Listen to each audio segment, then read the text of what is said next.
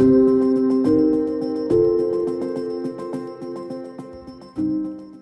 est le rôle de l'Europe dans la guerre russe contre l'Ukraine? Comment l'Europe prend conscience de sa propre identité dans cette guerre? Comment envisager le renforcement européen à l'intérieur de l'OTAN? Vous écoutez le podcast L'Ukraine face à la guerre. Ce podcast est enregistré en Ukraine et par des Ukrainiens.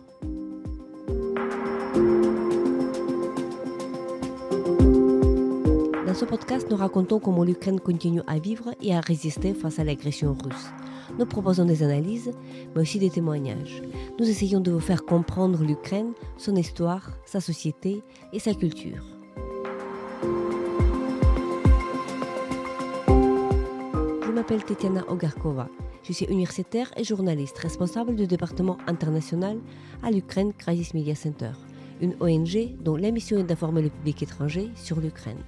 Avec moi, Pierre Haroche, maître de conférence en relations internationales et sécurité internationale à l'Université Queen Mary de Londres, auteur de l'ouvrage Dans la forge du monde, comment le choc de puissance façonne l'Europe.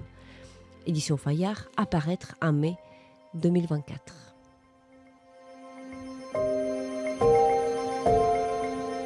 Bonjour Pierre, tout d'abord merci beaucoup d'avoir accepté notre invitation au podcast Ukraine face à la guerre.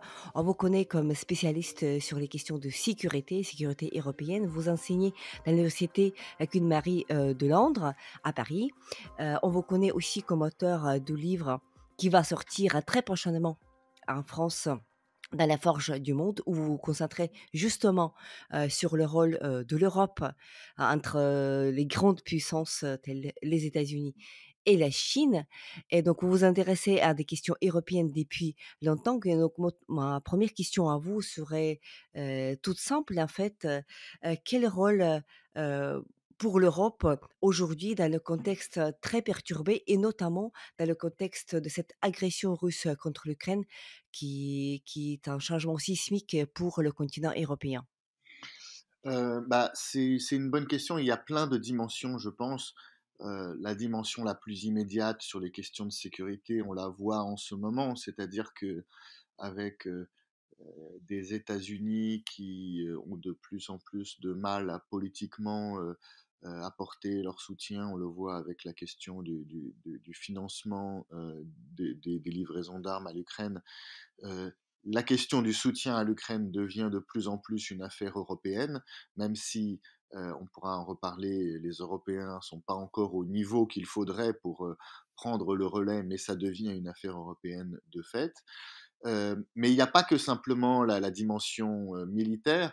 Un aspect que je trouve aussi intéressant, c'est la façon, la question de l'élargissement de l'Union européenne, c'est-à-dire la façon dont l'agression russe contre l'Ukraine pousse aussi l'Union européenne à évoluer dans la façon dont elle conçoit son identité. Ça aussi, c'est intéressant. Je me souviens d'une phrase qui est un petit peu programmatique de cette évolution, qui est celle du président Zelensky le 1er mars 2022, lorsqu'il s'adressait au Parlement européen et qu'il disait nous, les Ukrainiens, nous résistons, nous montrons que nous sommes au moins comme vous, et c'est à vous maintenant, et il s'adressait aux parlementaires représentant les peuples européens, c'est à vous maintenant de montrer que vous êtes des Européens. Donc, dans cette guerre, il est aussi la question de l'identité européenne est aussi en jeu. Donc, il y a plein de biais par lesquels le rôle de l'Europe se redéfinit, et on est vraiment au début de cette mutation.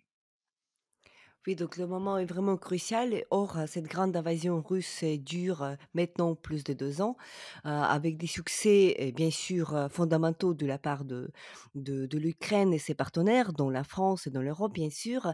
Mais bien sûr, les succès aussi limités, puisque 20% du territoire ukrainien est encore occupé et depuis plusieurs mois, la ligne du front ne bouge presque plus et donc on peut parler d'une certaine, impasse aussi.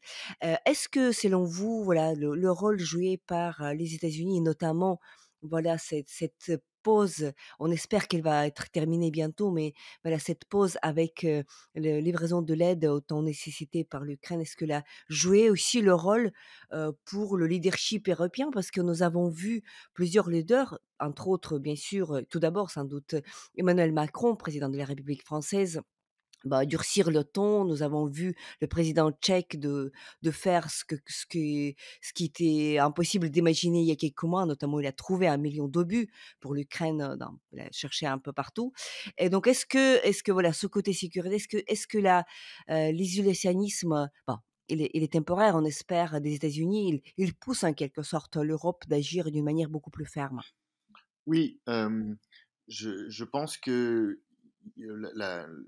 c'est pas forcément d'ailleurs temporaire, c'est-à-dire que ce qui peut être temporaire, c'est le vote sur le supplemental. On dit, mais maintenant ça fait des mois et des mois qu'on dit que peut-être une solution sera trouvée.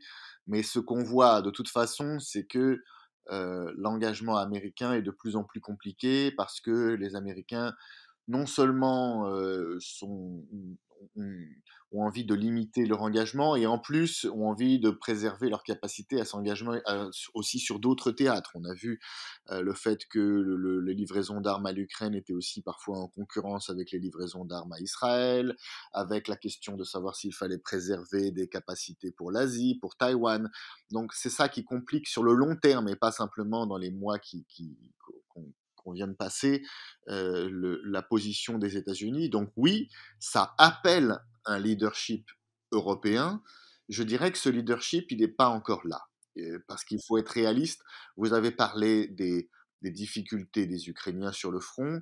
Il y a vraiment des statistiques qui sont tout à fait parlantes. Lorsque l'on voit que les Russes ont 10 fois plus de munitions que les Ukrainiens, c'est bien la preuve de l'échec du système actuel de livraison d'armes à l'Ukraine.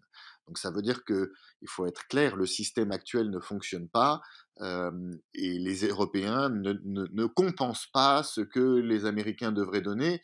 Et d'ailleurs, même ce que les Américains donnaient était aussi limité. On sait que les Américains ont été très réticents sur certains types d'armes, sur les missiles longue portée. On les a vus aussi, y compris l'administration Biden, qui politiquement soutient l'Ukraine, être très réticente à voir les Ukrainiens frapper les raffineries russes. Donc même le soutien américain a des limites et le soutien européen n'est pas encore capable de le compenser. Donc on est vraiment à un moment où il faut tout repenser parce que beaucoup d'Européens, consciemment ou inconsciemment, pendant les premiers mois de la guerre, sont partis du principe qu'il suffisait de livrer des stocks existants, voilà, des stocks de munitions, des stocks de chars, des stocks de canons, et que d'une manière ou d'une autre, la guerre prendrait fin au bout un an et demi, 2 ans.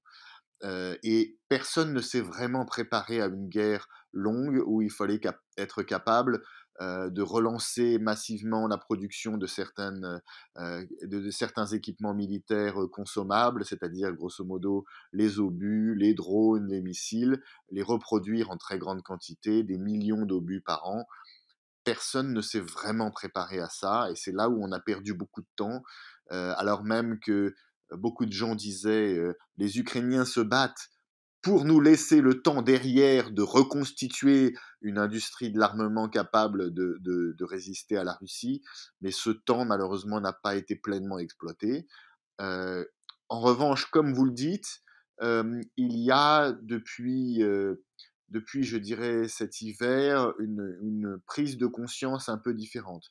Il y a un moment où beaucoup de think tankers et d'observateurs dont je fais partie se sont inquiétés cet hiver, non seulement de la situation difficile sur le front en Ukraine, mais aussi de l'absence de débat en Europe sur la façon d'accélérer et de transformer le soutien à l'Ukraine.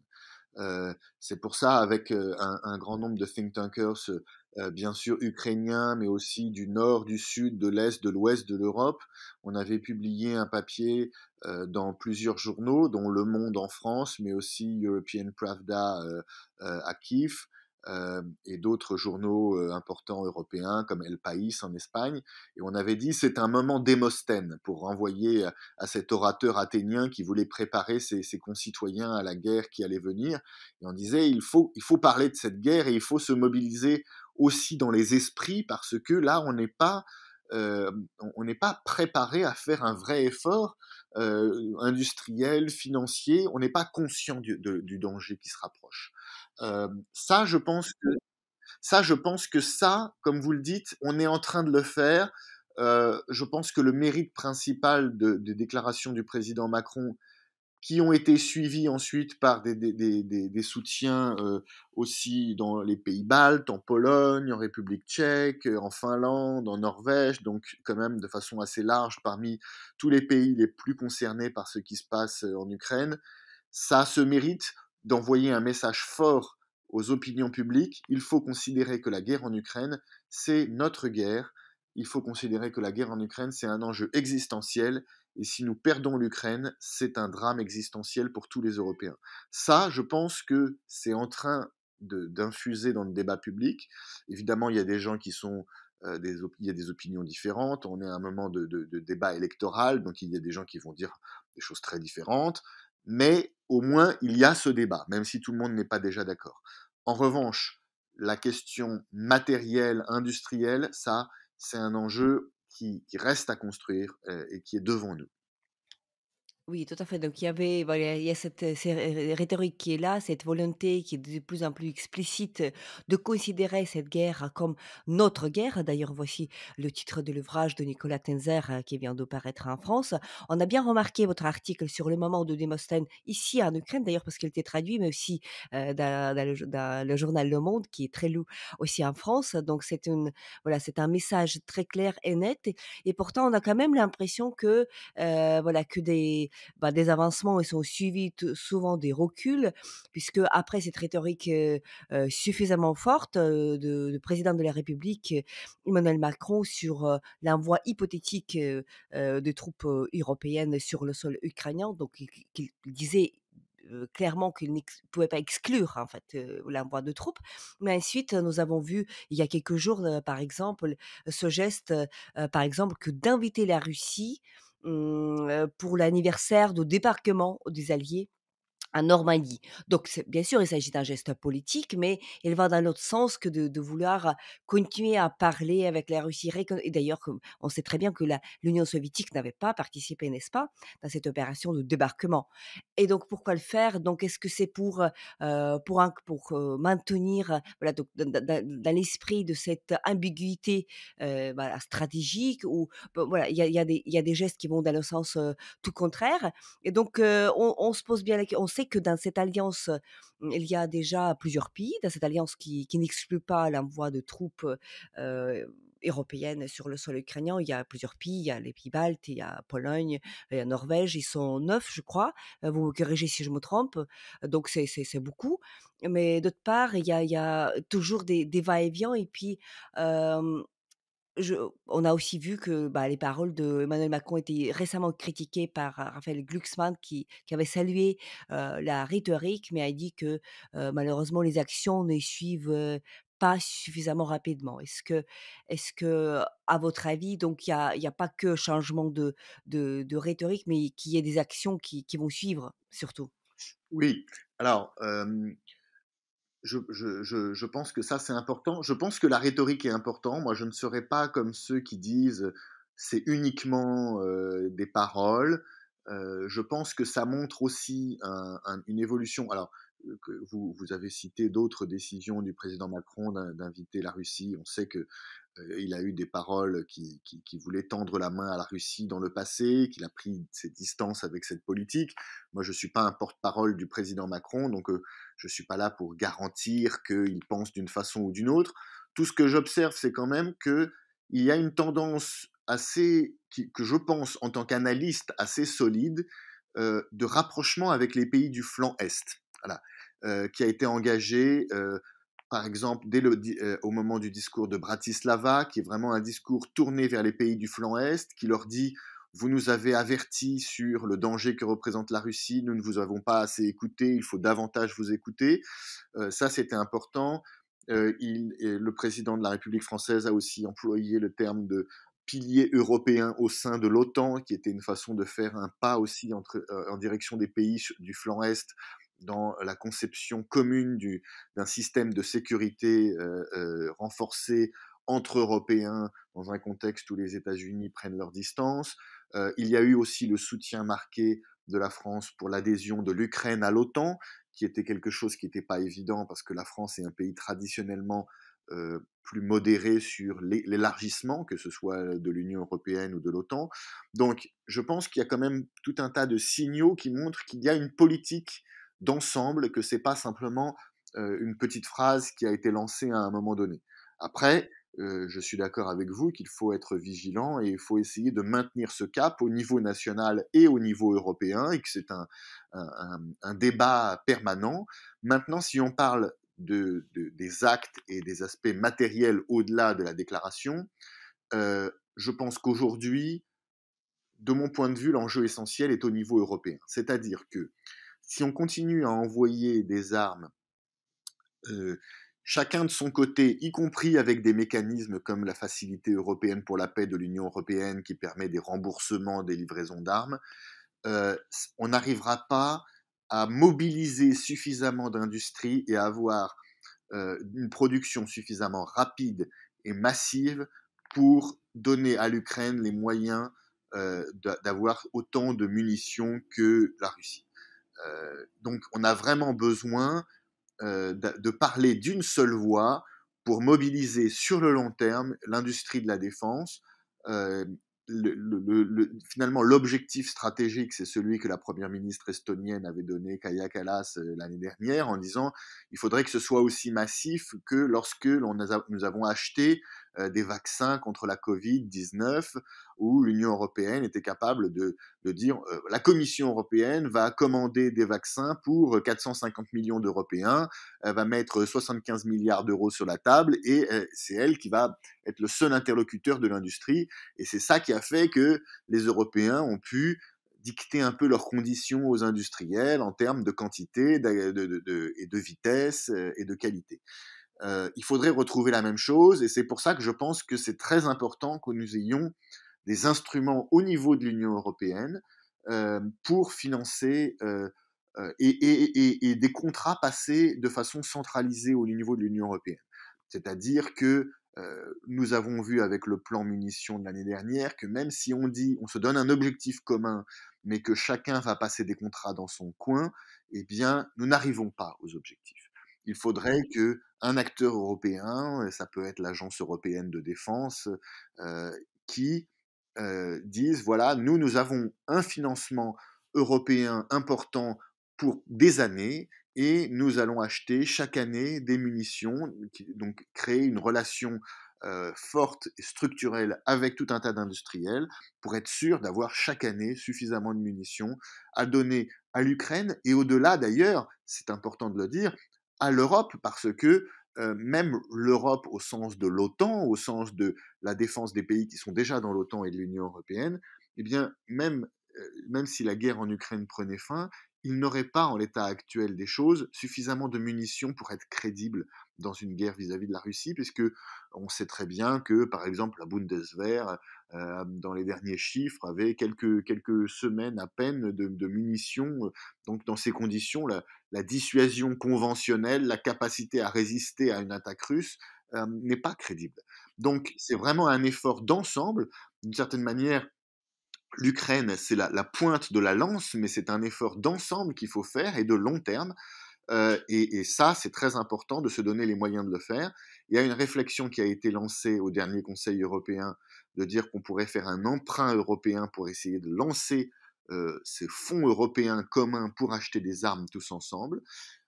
C'est un sujet qui avance. L'Estonie en particulier et la France soutiennent cette option. D'autres pays, y compris des pays qui sont traditionnellement réticents à l'égard des emprunts, le font, comme la Finlande.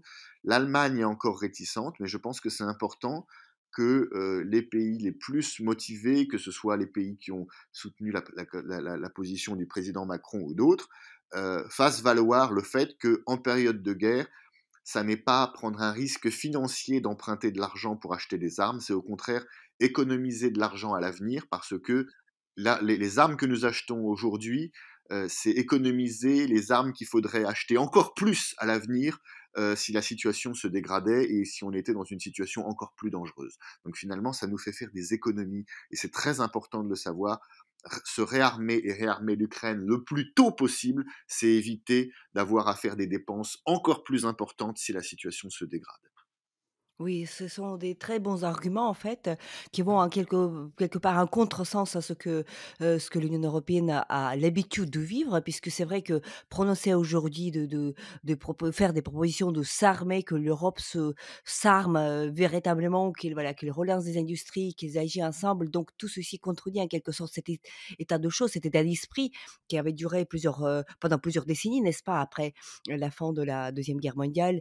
Et donc c'est un mode de vie qui peut-être pas tellement, bien accepté au moment où nous parlons par les sociétés respectives, en Europe, puisque, vous prononcez le mot guerre, à Paris, c'est bah, la guerre semble quand même, malgré tout un peu lointaine. Quand on est à Paris ou à Berlin, un peu au plus proche quand on est à Varsovie, par exemple, ou à Riga. Donc c'est de changer toute la philosophie de ce qui est l'Europe, puisque, voilà, donc l'Europe, vous proposez cette nouvelle Europe qui serait unie, qui va s'armer, qui va redevenir une force de défense. Je dis pas force militaire parce que l'Europe ne cherche pas à attaquer qui que ce soit, mais c'est aussi, voilà, de cesser en quelque sorte, que d'exporter la sécurité depuis les États-Unis, en fait, donc de dépendre, voilà, de ce qui est l'OTAN, ce qui est support américain. D'ailleurs, cette position voilà, était prononcée par Donald Trump lors de sa présidence d'avant. Il exigeait que les Européens contribuent plus dans l'OTAN. On se rappelle très bien ces débats sur les 2% de PIB, de chaque pays, et cetera. Et donc, voilà, donc, dans cette condition de méfiance, par rapport aux États-Unis, c'est vrai qu'il est temps de le faire, mais il faudra quand même, briser plusieurs résistances. Et donc je pense quand vous dites, voilà, donc cette brillante idée que procéder par des emprunts, ça peut être très efficace. Mais je pense tout de suite, par exemple, au cas de Hongrie. Et donc, l'Hongrie qui a fait beaucoup de problèmes, d'obstacles pour d'autres initiatives européennes. Pour l'Ukraine, est-ce que voilà, donc l'Europe, c'est une organisation très, très solidaire. Et donc il faudrait voilà, briser quelques résistances des pays qui sont ouvertement hostiles à ce type de procédé. Comment faire? Alors, vous avez tout à fait raison, il peut y avoir des résistances. La Hongrie, c'est évidemment le cas le plus évident. Bah, il y a d'abord une réponse de court terme, c'est ce qu'on a déjà commencé à faire au mois de décembre, c'est-à-dire trouver des moyens à chaque fois qu'on doit prendre une décision et que les Hongrois veulent bloquer, de faire pression d'une manière ou d'une autre sur les Hongrois. Parfois, il y a des transactions qui se font, qui sont un petit peu des transactions bricolage pour que, en échange de fonds structurels qui étaient bloqués, ou alors de pousser les Hongrois à sortir de la pièce au moment où la décision est prise. Je pense d'ailleurs que ça a été vu comme par beaucoup aussi comme une innovation institutionnelle intéressante, comme une façon de faire une parenthèse dans la règle de l'unanimité, de dire qu'un État membre peut sortir au moment où on prend la décision. Bon, voilà. Après, c'est sûr qu'il faudra se poser aussi la question sur le long terme de la viabilité de cette façon de prendre les décisions. C'est pour ça, et là, pour le coup, la France et l'Allemagne sont plutôt sur la même ligne, de dire si on veut une union géopolitique capable de s'élargir à l'Ukraine, à la Moldavie, et à être capable d'être un vrai acteur géopolitique, ça doit être un acteur qui prend plus de décisions à la majorité.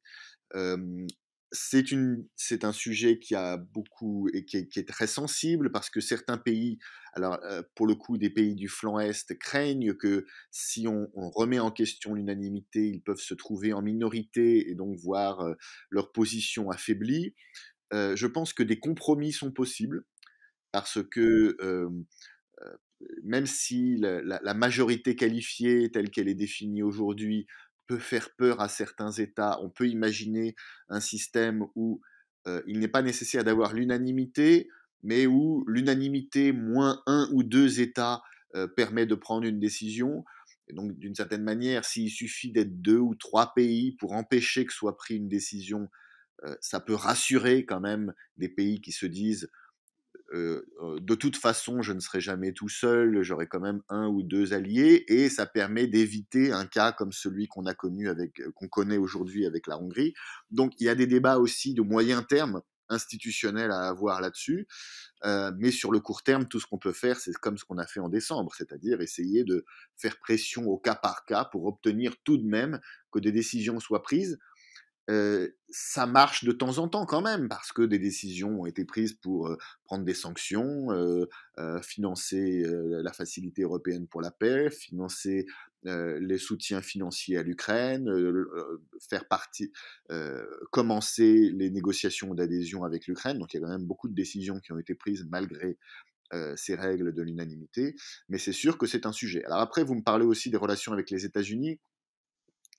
D'une certaine manière, moi, j'y vois, là, où vous avez gentiment fait allusion à mon livre au début, je vois vraiment là-dessus une rupture civilisationnelle, si vous voulez, parce que la civilisation européenne de l'après-guerre, de l'après-Seconde Guerre mondiale, c'est une civilisation qui a reposé aussi en partie sur une délégation effectivement de la sécurité aux États-Unis, et même après la fin de la guerre froide, sur une forme de refoulement de la puissance, en considérant que la méthode en particulier de l'intégration européenne, c'était une façon de gérer les relations internationales sans trop passer par les rapports de force, la puissance militaire ou la confrontation, mais plutôt par le dialogue, les échanges économiques, l'interdépendance. Et dans certains cas, ça pouvait marcher, ça pouvait favoriser un rapprochement entre les peuples, l'extension des échanges économiques. Et d'ailleurs, pour refaire le lien avec l'Ukraine, l'esprit du partenariat oriental, qui est la première relation institutionnalisée entre l'Union européenne et l'Ukraine, c'était ça l'esprit. C'était qu'il fallait forger des liens avec les voisins, euh, en ouvrant le marché d'un point de vue économique, mais aussi en diffusant des normes en matière de droits de l'homme, de démocratie, de bonne gouvernance, de lutte contre la corruption, et que c'est comme ça qu'on assurait la sécurité européenne. Mais évidemment, le choc géopolitique, ça a été dès 2009, finalement, au moment où on a lancé ce partenariat oriental, la Russie qui l'a vu comme quelque chose d'hostile, parce que la Russie raisonnait pas du tout en termes de normes et d'ouverture, mais elle raisonnait en termes de sphère d'influence. Et elle a dit, bah, si vous faites un accord avec ma sphère d'influence traditionnelle, eh bien pour moi, c'est un acte hostile, et je vais essayer de mettre en place des dispositifs contraires et de faire pression sur les États, l'Arménie et bien sûr l'Ukraine, pour qu'ils ne rentrent pas dans votre système et qu'ils adhèrent à mon système concurrent avec des menaces. Et ça, c'est le point de départ de la guerre que nous avons ici. Donc le point de départ de la guerre que nous avons ici, c'est déjà en fait la façon dont euh, la Russie a montré les limites finalement de la culture de l'Union européenne traditionnelle, selon laquelle on peut assurer sa sécurité par l'ouverture et les échanges mutuels. Et là, nous sommes euh, dans le nouveau paradigme dans lequel on est obligé eh bien, de penser l'Europe comme un ensemble qui doit être capable non seulement d'assurer sa sécurité, mais aussi de penser sa capacité à exercer de la puissance et à s'affirmer comme une puissance vis-à-vis au moins de son voisin russe, pour ne pas être en permanence la cible de l'intimidation et vu comme un acteur faible que l'on peut exploiter ou que l'on peut repousser. Et ça, c'est vraiment une mutation très importante de la culture européenne et qui est un enjeu des années à venir. D'une certaine manière, l'évolution des États-Unis ne fait qu'accélérer cette tendance, mais cette tendance, comme je l'ai dit, elle a été aussi alimentée par l'évolution de la Russie et l'agressivité russe. Mais ça, c'est quelque chose qu'il faut apprendre, parce que plus nous prendrons du retard dans cette mutation, plus nous faciliterons le travail de ceux qui comptent sur la division, la faiblesse des Européens pour mieux les affaiblir et en profiter. Oui, donc et d'où en fait l'éventuelle possibilité de l'affaiblissement de l'Europe. Dans toute cette réflexion que vous faites par rapport, voilà, à ce côté de défense, côté militaire, de l'Europe qui a renforcé, donc cette, voilà, ce changement de paradigme, quelle place pour l'OTAN? Puisque l'OTAN, c'est une structure, qui existe, et donc d'ailleurs, je rappelle à nos auditeurs que, la volonté de joindre l'OTAN est inscrite dans la constitution ukrainienne. Ça fait des années que les Ukrainiens essayent voilà, d'avancer vers l'OTAN, puisque c'est un système de défense collective, bah, le seul qui existe aujourd'hui et qui est efficace, pas pour l'instant. Et donc, dans ce contexte, voilà, donc avec le changement de la position des États-Unis, qu'il soit temporaire ou qu'il va durer, il montre que certaines défaillances de ce système-là. Donc, quelle place pour l'OTAN dans cette vision du monde? Et donc, et aussi une question, voilà, plus pragmatique, puisqu'on sait très bien qu'il y a, voilà, en 2008, donc qu'il y a 15 ans, un peu plus de 15 ans, la France, par exemple, l'Allemagne, il était, lors de sommet à Vilnius, il était très hostile à l'idée de ce geste politique que d'inviter l'Ukraine, dans l'OTAN. Aujourd'hui, on sait que la position française est tout autre, mais que c'est les États-Unis, plutôt l'Allemagne, qui font la résistance. On attend un sommet de l'OTAN qui va avoir lieu assez prochainement, en été de cette année. Et donc, est-ce que, voilà, dans cette vision que vous proposez on appellerait ça peut-être autonomie stratégique ou autre chose, de l'Europe et l'OTAN, comment est-ce que vous voyez la coexistence de ces 2 systèmes? Alors, c'est une très bonne question et je pense que c'est pas la coexistence, je pense que ça doit être les 2 à la fois et ça doit être intégré finalement. C'est pas 2 choses différentes parce que, comme vous le dites très bien, l'OTAN, ça existe et on va pas, se débarrasser de ce qui existe, tout de suite, ça n'a pas de sens. Il faut compter sur ce qui existe et c'est pour ça que c'est une bonne chose et une preuve de pragmatisme que le président de la République, Macron, s'est mis à parler à partir de l'année 2023 plus de piliers européens au sein de l'OTAN. Ce qui a rassuré beaucoup de pays du flanc Est qui se sont dit d'accord, on peut parler de renforcer le rôle des Européens, mais il faut le faire dans le cadre de ce qui existe, parce que tant qu'on a quelque chose qui marche, c'est pas le moment, surtout en période de guerre, d'affaiblir ce qui marche. Donc oui, ça peut être fait au sein de l'OTAN, et je pense que vous avez raison. Aujourd'hui, la défense européenne, ça se fait au sein de l'OTAN, mais au sein de l'OTAN, eh bien, le rôle des Européens doit se renforcer. Et il doit se renforcer d'un point de vue en termes de capacité de mobilisation des troupes européennes sur le flanc Est, il doit se renforcer aussi en termes de capacité d'équipements militaires dont les Européens disposent pour faire face sur le flanc Est. Et pour ça, l'Union européenne peut jouer un rôle. C'est-à-dire que l'Union européenne ne doit pas remplacer ce que l'OTAN fait, coordonner des troupes sur le flanc Est.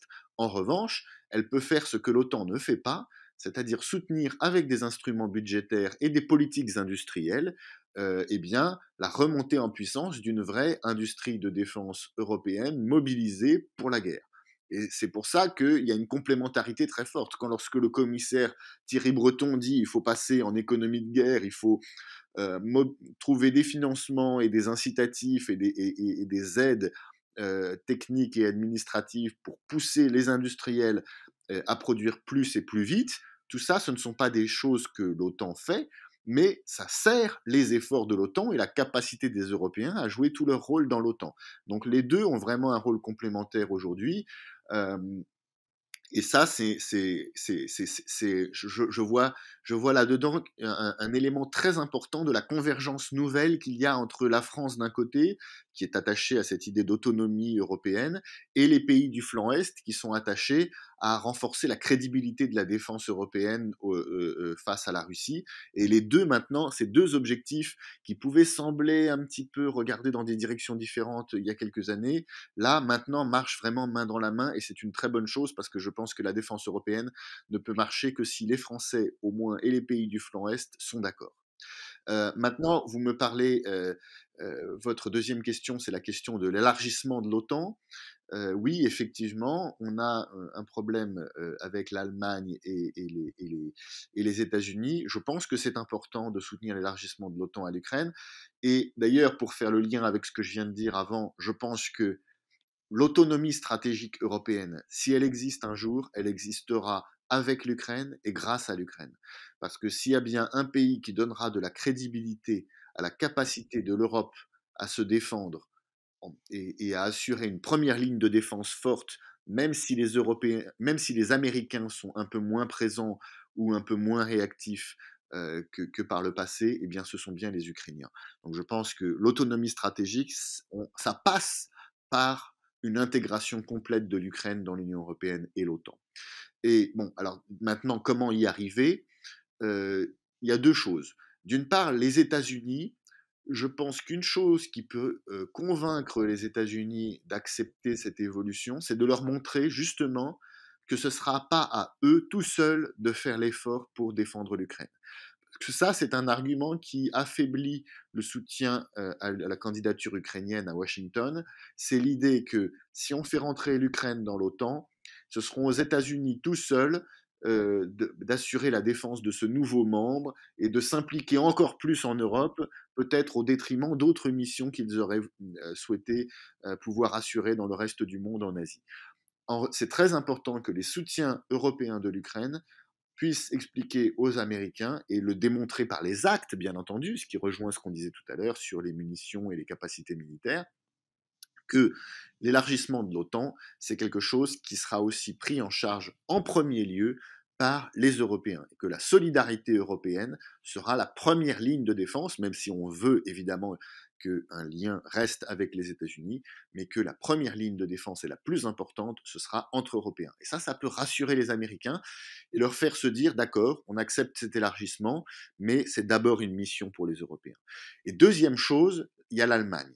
L'Allemagne, je pense que c'est un pays qui est peut-être même plus qu'un pays, c'est un chancelier parce que beaucoup de gens dans les partis même de la coalition seraient peut-être plus partisans d'une politique plus active et plus ferme vis-à-vis de la Russie. Mais en tout cas, aujourd'hui, c'est un chancelier qui est assez réticent. Je pense que la bonne façon de discuter avec les Allemands, c'est aussi de montrer une grande unité entre les voisins de l'Allemagne.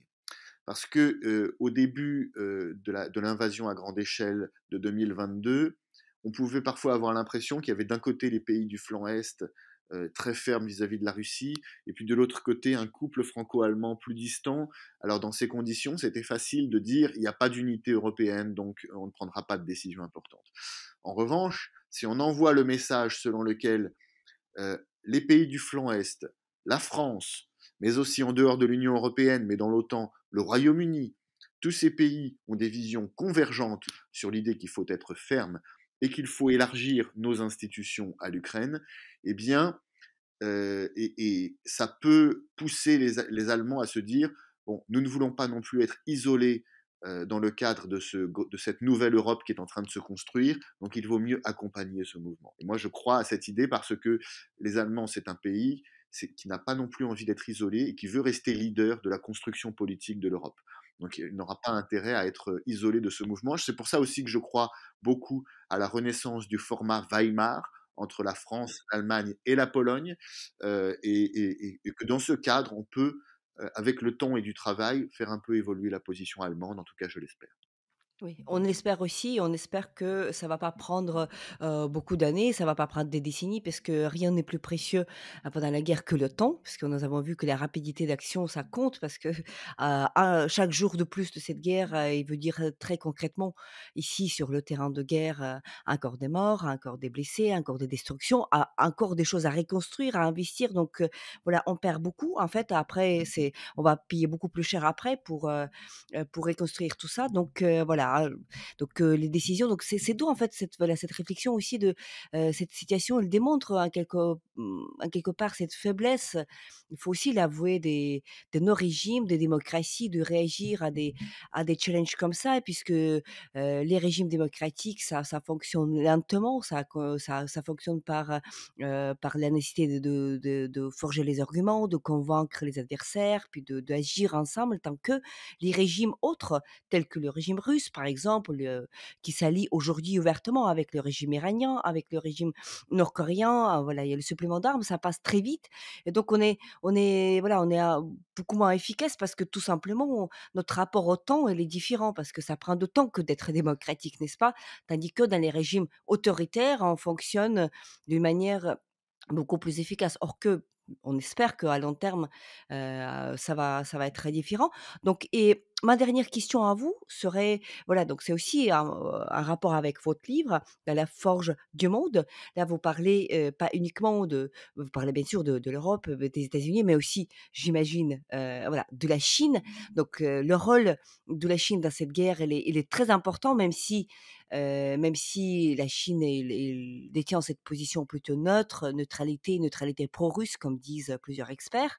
Voilà, il observe et puis, et puis il profite en quelque sorte de cette guerre et donc, quelle place pour la Chine dans votre vision de cette, nouvelle Europe, l'Europe forte, l'Europe armée, l'Europe, autonome, dans le cadre de l'OTAN, si j'ai bien compris, mais, autonome et voilà et quel rapport avec la Chine qui reste, on le sait très bien, un régime qui est loin d'être un régime, démocratique et régime du monde libre? Oui, alors, d'abord, pour votre premier point, c'est-à-dire la question de la différence entre les démocraties et les régimes autoritaires, je dirais que ça peut être à double tranchant. Oui, à court terme, c'est plus facile pour un dictateur de décider la guerre, de mobiliser. Les gens ont peur, les gens suivent, les gens subissent la propagande, c'est clair. Après, à long terme, c'est différent.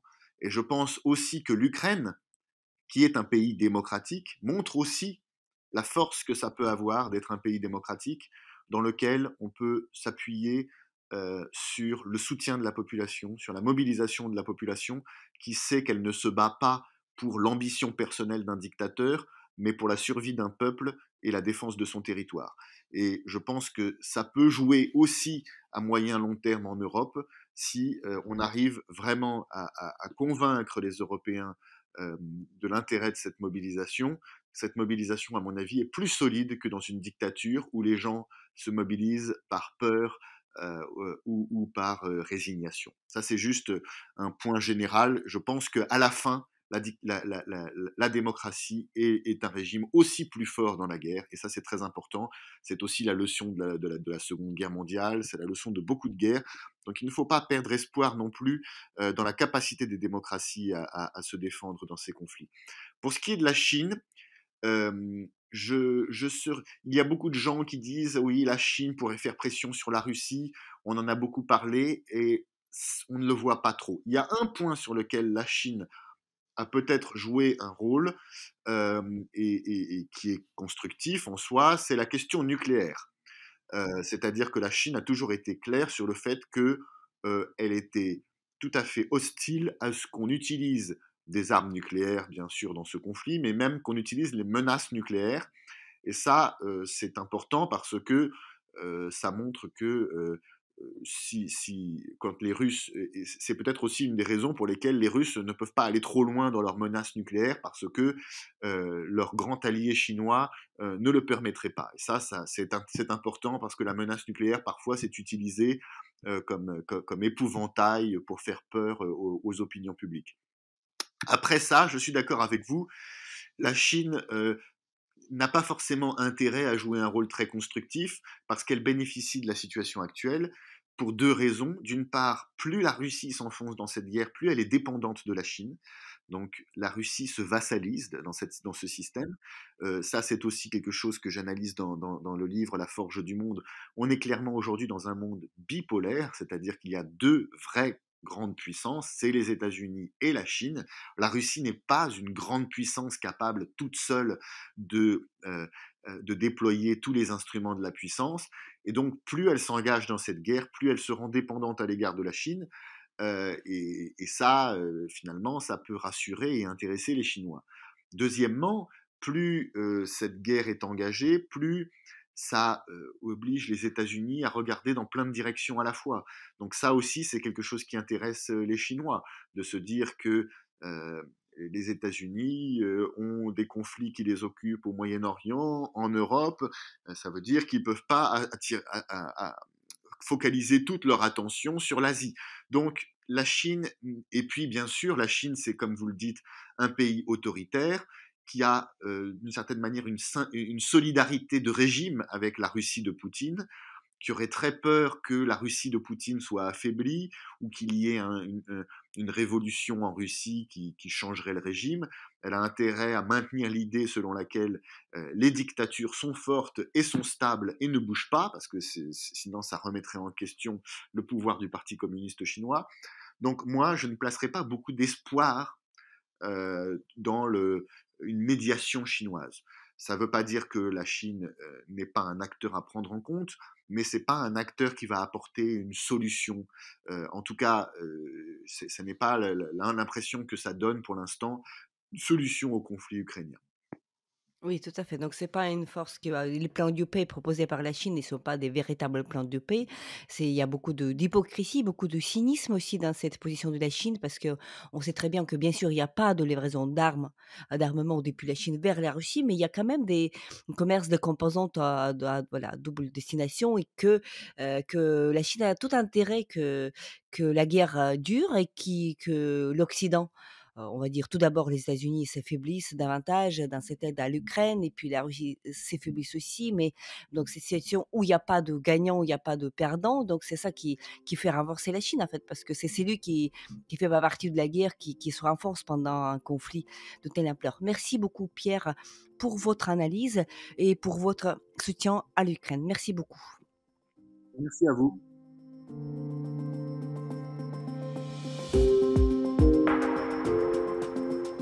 C'était le podcast L'Ukraine face à la guerre.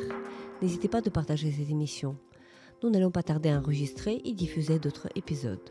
Je m'appelle Tetiana Ogarkova, j'étais accompagnée par Pierre Haroche, maître de conférence en relations internationales et sécurité internationale à l'Université Queen Mary de Londres, auteur de l'ouvrage Dans la forge du monde, comment le choc des puissances façonne l'Europe. Restez avec nous et soutenez l'Ukraine.